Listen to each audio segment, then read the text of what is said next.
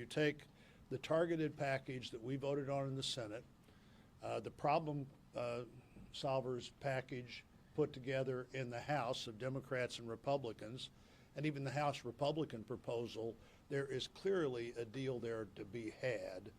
We don't need to let this limp along as we finish out this election year and see then what we can do after the election. We need to deal with that now. I hope we can still figure out a way to take all of those elements that there's broad agreement on and come up with whatever that agreement is.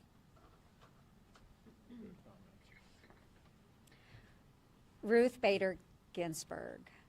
I see her spirit and determination reflected in so many generations of young women leaders today, leaders like my daughter Libby. And when I found out the news of her passing last Friday evening, I was at an event. I quite literally teared up in front of the audience. While we may not agree on everything politically, I really admired what a tremendous woman she was and what a great example she set for, again, so many generations of women leaders. So all of my best wishes to her family during this very, very difficult time. With that being said, we do expect a nomination coming from the president very soon.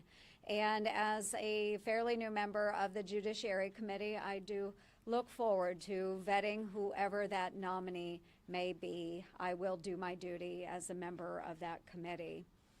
Moving on to the CCC, as has been mentioned by a number of my colleagues, for nearly 3 decades, we have moved forward with the replenishment of CCC funds for our farmers in a bipartisan fashion, supporting our farm bill, our farmers, and our ranchers. So many of those supports go to conservation efforts, they go to dairy, you name it. It is there to support our farmers, our ranchers, and maintain the integrity of our food supply here in the United States. So I do hope that Speaker Pelosi will rethink her idea of stripping out funding for the CCC, holding our farmers hostage, putting that funding back into this continuing resolution bill and moving forward with it. We in farm country, we will remember this. We will remember this. And we need that funding back in to take care of our farmers, but everyone across the United States that enjoys eating. So thank you.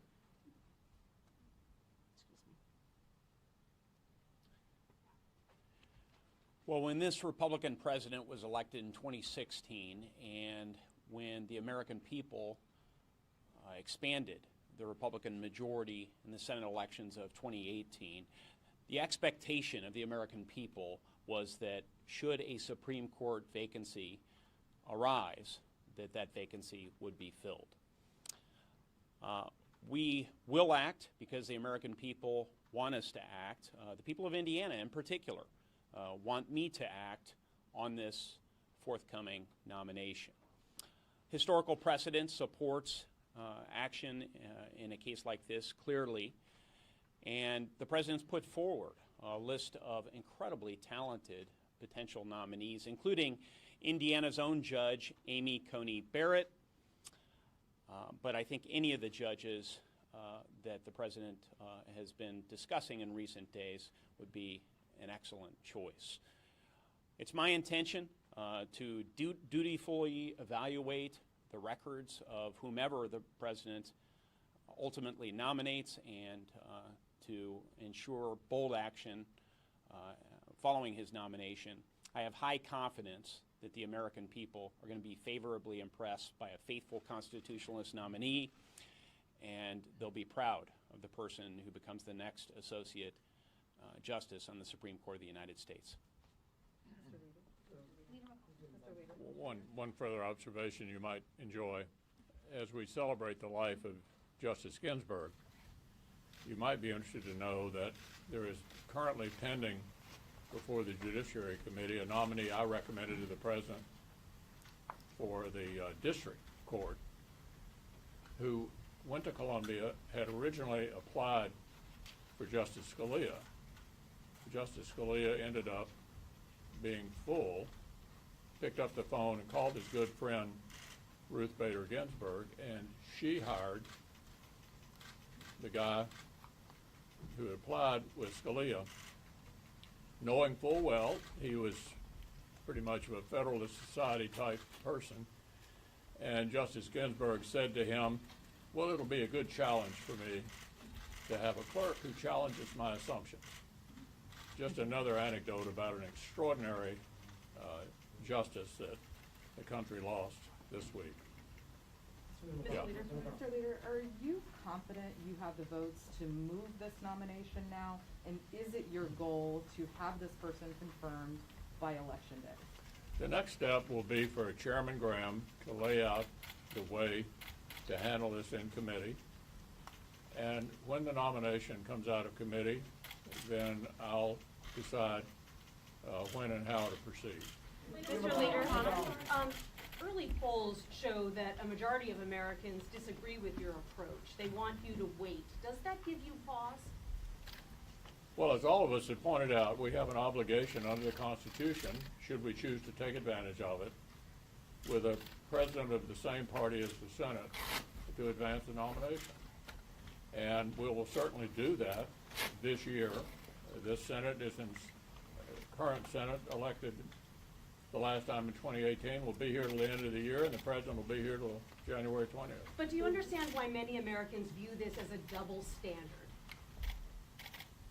I can only repeat that we have an obligation under the Constitution, should we choose to take advantage of it, to fill the vacancy, and I assure you that's very likely to happen.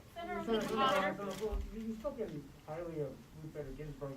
Why not listen to her dying wish, apparently, to allow the next president to make this decision? Well, as Senator Barrasso pointed out, I prefer another thing she said recently, which was she thought the number of the Supreme Court ought to be 9. Well, what about that? What about that way? Mr. Leader. Hi, have you spoken to President Trump recently about this vacancy? And then also, do you think that trying to get this done before Election Day gives your members an appropriate amount of time to vet a potential candidate? Of course, I've talked to the president about it, yeah, from the very beginning. And what about the timeline? Do you, Mr. Leader, does the possibility that the election could be contested and potentially go through the courts up to the Supreme Court factor into your thinking about this timeline at all? I apologize. Does the reality that we could face a contested election coming up, that it could end up in the courts, that the Supreme Court could be making decisions about the results of the election factor into your thinking about the timeline? Yeah, all kinds of things could happen. For example, my colleague Senator Barrasso, and I think Senator Blunt as well, mentioned that there have been all kinds of threats out there way predating this Supreme Court vacancy. They're going to get rid of the filibuster. They're going to make D.C. a state, Puerto Rico a state, pack the Supreme Court. All these threats have been out there for months. What we do know is what the job is right now. The job right now is for this well-qualified nominee, which I expect we'll see on Saturday, to be processed in committee and brought to the floor and voted on. And that's what we anticipate will happen. Leader McConnell, would you accept a deal that would have an extension of nutrition programs in exchange for farm aid? And do you think that it's possible to get a deal? Take your mask Oh, off. sorry, I'll be louder. Would you accept a deal on the CR that would extend the farm aid in exchange for these nutrition programs? And do you expect a deal? Well, we're talking to the speaker right now about trying to resolve the issue that many of us are concerned about what has been in the past, a kind of automatic replenishing of the CCC. This is a really big issue in farm country, and there are both Democrats and Republicans who are farmers. I'm hoping we can get that worked out and go forward. Do you expect a Thank deal you. or a shutdown? Can you assure us there won't be a shutdown?